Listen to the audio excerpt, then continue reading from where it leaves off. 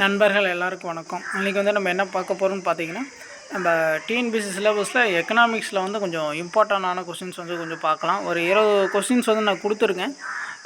இதில் வந்து நீங்கள் 20 கொஸ்டின்ஸ் பார்க்க வேண்டாம், அது கூட வந்து அடிஷ்னலாக இன்ஃபர்மேஷன் வந்து நான் நிறைய சொல்கிறேன். ஸோ இந்த வீடியோஸ் ஃபுல்லாக நீங்கள் பாருங்கள், கண்டிப்பாக வந்து நமக்கு வந்து யூஸ்ஃபுல்லாக இருக்கும். இப்போ தான் வந்து நம்ம சேனல் வந்து ஃபஸ்ட் டைம் பார்க்குறீங்கன்னா கொஞ்சம் சப்ஸ்கிரைப் பண்ணுங்கள், சப்போர்ட் பண்ணுங்கள், ஃப்ரெண்ட்ஸ்க்கும் ஷேர் பண்ணுங்கள். நம்ம டெலகிராம் சேனலில் பார்த்திங்கன்னா நம்ம ஃப்ரீயாக டெஸ்ட் சீரிஸ் கண்டக்ட் பண்ணி கொடுத்துட்ருக்கோம். யாருக்காச்சும் ஃப்ரீயாக டெஸ்ட் சீரிஸ் வேணும்னா டிஸ்கிரிப்ஷனில் வந்து டெலகிராம் லிங்க் வந்து கொடுக்குறேன், நீங்கள் கிளிக் பண்ணி ஜாயின் பண்ணிக்கோங்க. நம்ம சேனல் இப்போ தான் ஃபஸ்ட் டைம் பார்க்குறீங்கன்னா கொஞ்சம் சப்ஸ்கிரைப் பண்ணிக்கோங்க. சரி வாங்க, இன்றைக்கி கொஸ்டின்ஸ் வந்து பார்ப்போம். ஃபஸ்ட் பாருங்கள், தேசிய வருவாய் என்ற கருத்தை முதலில் அறிமுகப்படுத்தியவர் வந்து யாருன்னு கேட்டிருக்காங்க. இதுக்கான ஆன்சர் பார்த்திங்கன்னா ஆப்ஷன் ஏ, சைமன் கோஸ்னெட். அடுத்து பாருங்கள், தேசிய வருமானத்தை கணக்கிடும் முறைகள் வந்து எத்தனை அப்படின்னு கேட்டிருக்காங்க. இதுக்கான ஆன்சர் வந்து 3. ஸோ என்னென்ன முறைன்னு பார்த்தீங்கன்னா, ஸோ உற்பத்தி முறை, வருமான முறை, செலவின முறை. இந்த 3 முறைகளும் பார்த்திங்கன்னா தேசிய வருமானத்தை அளவிடும் முறைகள் அப்படின்னு சொல்லுவாங்க. அடுத்து பாருங்கள், ஸோ இந்தியாவில் நிதி ஆண்டு எப்போது தொடங்கும்? ஸோ இந்தியாவோட நிதி ஆண்டு வந்து எப்போது தொடங்கும் அப்படின்னு கேட்டிருக்காங்க. ஸோ இதுக்கான ஆன்சர் பார்த்திங்கன்னா ஆப்ஷன் ஏ, ஏப்ரல் 1 முதல் மார்ச் 31 வரை. இது வந்து கரெக்டாக பார்த்துக்கோங்க. மார்ச் வந்து ஸ்டார்டிங்கில் வருமா, ஏப்ரல் வந்து ஸ்டார்டிங்கில் வருமா, நிறைய பேர் கன்ஃபியூஸ் பண்ணிக்கிறீங்க. ஸோ ஏப்ரல் 1 முதல் மார்ச் 31 வரை தான். ஸோ கரெக்டாக நோட் பண்ணிக்கோங்க. அடுத்து பாருங்கள், பணவீக்கம் சட்டப்பூர்வமற்ற வரி விதிப்பு என்றவர் வந்து யாருன்னு கேட்டிருக்காங்க. இதுக்கான ஆன்சர் பார்த்திங்கன்னா ஆப்ஷன் ஏ, மில்டன் பிரைட்மேன். அவர் தான் வந்து சொல்லியிருப்பார். இப்போ பணவீக்கம், பணவாட்டம், இந்த 2 டாபிக் வந்து நிறைய பேர் கன்ஃபியூஸாக இருக்கும். நான் சொல்கிறேன் அப்படின்னு நீங்கள் வந்து கிளியர் பண்ணிக்கோங்க. இப்போ பணம் வீக்கம்னா, ஸோ பணத்தோட மதிப்பு வந்து குறைஞ்சிருக்கும். ஸோ இப்போ பொருட்களோட மதிப்பு வந்து அதிகமாக இருக்கும், விலை வந்து உயர்ந்திருக்கும். ஸோ பணம் மாட்டோன்னா பணத்தோட மதிப்பு வந்து அதிகமாக இருக்கும், பொருட்களோட மதிப்பு வந்து குறைஞ்சிருக்கும். ஸோ இவ்வளோ தான் கான்செப்ட்டு, நோட் பண்ணி வச்சுக்கோங்க. அடுத்து, இந்திய ரூபாய் குறியீட்டை வடிவமைத்தவர் வந்து யாருன்னு கேட்டிருக்காங்க. இதுக்கான ஆன்சர் பார்த்திங்கன்னா ஆப்ஷன் ஏ, உதயகுமார். ஸோ இவர் பார்த்திங்கன்னா நம்ம தமிழ்நாட்டை சேர்ந்தவர் தான். ஸோ அவர் எங்கே பிறந்தார்னு பார்த்திங்கன்னா, ஸோ நம்ம விழுப்புரம் டிஸ்ட்ரிக் இருக்கு இல்லையா, ஸோ அந்த மாவட்டத்தை சேர்ந்தவர் தான் இவர். ஸோ எப்போ வடிவமைத்திருப்பார்னு பார்த்திங்கன்னா ஜூலை 15, 2010 தான் வந்து வடிவமைத்திருப்பார். அந்த டேட் வந்து நோட் பண்ணி வச்சுக்கோங்க. அடுத்து பாருங்கள், எந்த நாட்டில் பணவீக்கம் அதிகம் காணப்படுகிறது அப்படின்னு கேட்குறாங்க. இதுக்கான ஆன்சர் பார்த்திங்கன்னா ஆப்ஷன் ஏ, ஜிம்பாப்வே. அடுத்த கொஸ்டின் பாருங்கள், இந்திய ரிசர்வ் வங்கி உருவாக்கப்பட்ட ஆண்டு. ஸோ இந்திய ரிசர்வ் வங்கி வந்து நம்ம நாட்டோட மைய வங்கி அப்படின்னு சொல்லுவோமா, ஸோ ஆர்பிஐ. ஸோ அது வந்து எப்போ உருவாக்குனாங்க அப்படின்னு கேட்டிருக்காங்க. இதுக்கு ஆன்சர் பார்த்திங்கன்னா ஆப்ஷன் ஏ, 1935 வந்து உருவாக்கியிருப்பாங்க. ஸோ எதை பேஸ் பண்ணி உருவாக்கியிருப்பாங்கன்னா, ஸோ இந்திய ரிசர்வ் வங்கி சட்டம் 1934, இந்த சட்டத்தை அடிப்படையாக வைத்து 1935 வந்து உருவாக்கியிருப்பாங்க.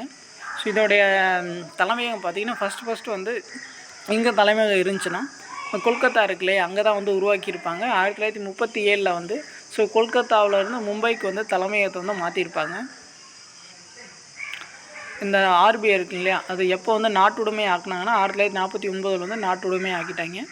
அடுத்து இந்த ஆர்பிஐயோட முதல் ஆளுநர் ஸோ யாருன்னு பார்த்தீங்கன்னா ஓஸ்போன் ஸ்மித் அவர் தான். ஸோ இப்போ கரண்டில் வந்து யார் இருக்காருன்னு வந்து நம்ம தெரிஞ்சு வச்சுக்கணும். இப்போ ஆர்பிஐயோட கவர்னர் வந்து யாருன்னு பார்த்தீங்கன்னா சக்தி காந்த தாஸ் அவர் தான் இருக்கார். அந்த டேட்டா வந்து நோட் பண்ணி வச்சுக்கோங்க. அவர் பார்த்திங்கன்னா 25வது ஆர்பிஐ கவர்னர், அதுவும் அந்த டேட்டாவும் நல்லா நோட் பண்ணி வச்சுக்கோங்க. அடுத்தது, இந்திய ரிசர்வ் வங்கியின் தற்போதைய ரிப்போ விகிதம் வந்து ஸோ என்னென்னு கேட்டிருக்காங்க. இதுக்கான ஆன்சர் பார்த்திங்கன்னா ஆப்ஷன் டி, 6.5. ஸோ ரிப்போ விகிதம், மீள் ரிப்போ விகிதம் வந்து நிறைய பேருக்கு வந்து டவுட் இருக்கும். தான் repo rate, reverse repo rate. இப்போ ரிப்போ என்னென்னா, இப்போ நம்ம ஆர்பிஐ இருக்கு இல்லையா, நம்ம நாட்டோட மைய வங்கி வந்து மற்ற வங்கிக்கு வந்து கடன் கொடுப்பாங்க. ஸோ எவ்வளோ வட்டி விகிதத்தில் வந்து கடன் கொடுப்பாங்கன்னா 6.5%. ஸோ அந்த வட்டி விகிதத்தில் வந்து கடன் கொடுப்பாங்க. அது வந்து ரிப்போ விகிதம் அப்படின்னு சொல்லுவாங்க.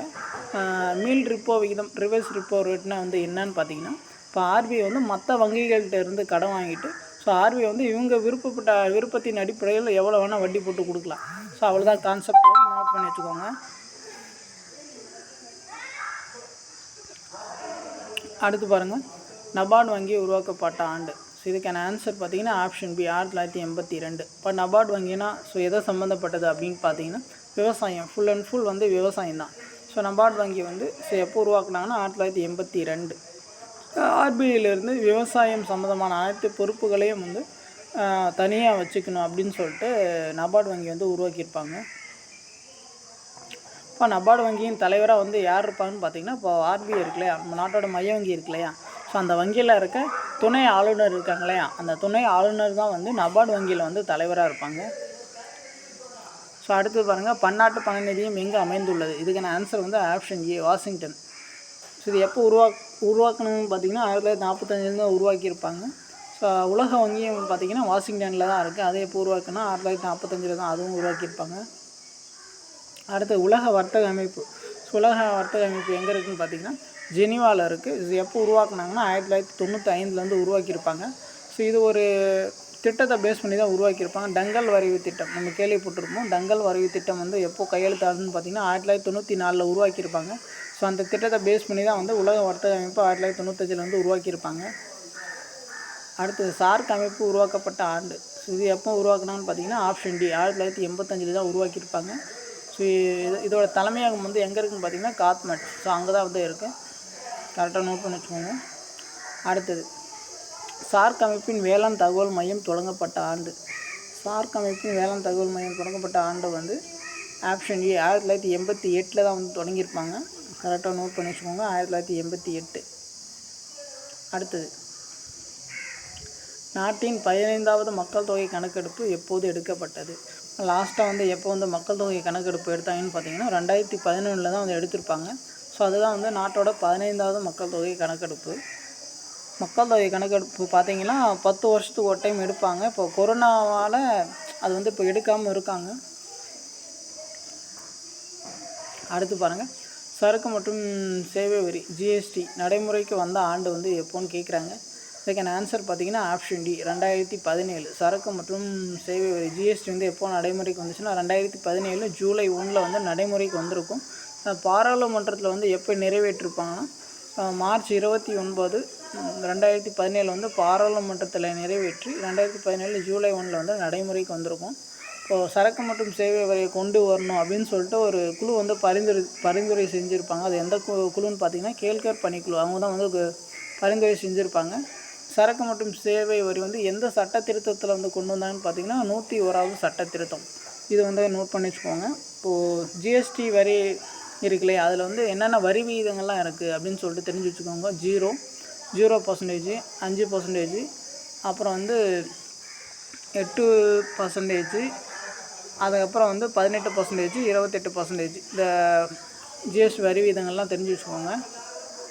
அடுத்து மத்திய பட்டியலில் இடம்பெற்றுள்ள துறைகள் வந்து எத்தனை அப்படின்னு கேட்டிருக்காங்க. இதுக்கான ஆன்சர் பார்த்திங்கன்னா ஆப்ஷன் ஏ, 100.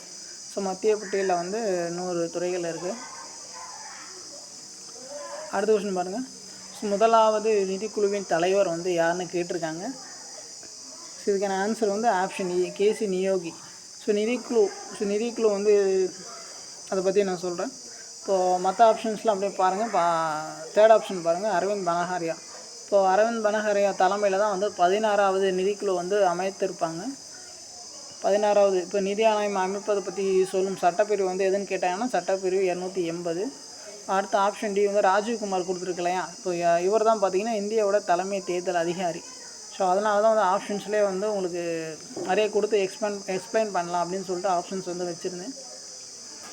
அடுத்து இப்போ தான் பார்த்தோம், நிதி ஆணைய அமைப்பு பற்றி கூறும் சட்டப்பிரிவு வந்து ஆப்ஷன் ஏ, சட்டப்பிரிவு 280. அடுத்தது சேவித் யூனியன் பொருளாதார திட்டமிடலை தொடங்கிய ஆண்டு வந்து என்னன்னு கேட்டிருக்காங்க. இதுக்கான ஆன்சர் பார்த்திங்கன்னா ஆப்ஷன் டி, 1928. இப்போ பொருளாதார திட்டமிடலாம் ஒன்றும் கிடையாது, 5 ஆண்டு திட்டங்கள் இருக்கு இல்லையா. ஃபஸ்ட்டு 5 ஆண்டு திட்டங்களை வந்து நடைமுறைப்படுத்திய நாடு வந்து எதுன்னு பார்த்தீங்கன்னா சேவியத் யூனியன், ரஷ்யா இருக்கு இல்லையா, அவங்க தான் வந்து நடைமுறைப்படுத்தியிருப்பாங்க. அவங்க 5 ஆண்டு திட்டங்களாக நடைமுறைப்படுத்தியிருக்க மாட்டாங்க, 8 ஆண்டு திட்டங்கள் அப்படின்னு சொல்லிட்டு அவங்க தான் நடைமுறைப்படுத்தியிருப்பாங்க. ஸோ அவங்கள ஃபாலோ பண்ணி தான் வந்து நம்ம இந்தியா வந்து 5 ஆண்டு திட்டங்கள் வந்து கொண்டு வந்திருப்பாங்க. இப்போ இந்தியாவில் வந்து திட்டக்குழு வந்து எப்போ அமைச்சாங்கன்னு பார்த்தீங்கன்னா மார்ச் 15, 1950 தான் வந்து அமைச்சிருப்பாங்க. ஸோ இந்தியாவோட திட்டக்காலம் ஃபஸ்ட்டு திட்டக்காலம் வந்து எப்போ தொடங்கிச்சுன்னு பார்த்தீங்கன்னா ஏப்ரல் 1, 1951 தான் வந்து தொடங்கிச்சு. ஸோ முதல் 5 ஆண்டு திட்டக்காலம் பார்த்தீங்கன்னா 1951 முதல் 1956 வரை. அடுத்து பாருங்கள், இந்திய பொருளாதார திட்டமிடல் என்னும் புத்தகத்தை விஸ்வேஸ்வரய்யா எழுதிய ஆண்டு. இதுக்கான ஆன்சர் வந்து ஆப்ஷன் டி, 1934. கரெக்டாக நோட் பண்ணி வச்சுக்கோங்க. இந்திய பொருளாதார திட்டமிடல் என்னும் புத்தகத்தை எழுதியவர் வந்து யாருன்னு கேட்கலாம், விஸ்வேஸ்வரய்யா. எந்த ஆண்டுன்னா 1934. அடுத்து முதல் தொழில் கொள்கை உருவாக்கப்பட்ட ஆண்டு. இதுக்கான ஆன்சர் வந்து ஆப்ஷன் பி, 1948. இந்த முதல் தொழில் கொள்கை தான் வந்து இந்தியாவில் வந்து கலப்பு பொருளாதாரம் உருவாகிறதுக்கு வந்து காரணமாக இருந்துச்சு. கரெக்டாக நோட் பண்ணி வச்சுக்கோங்க. ஸோ அவ்வளோதான்.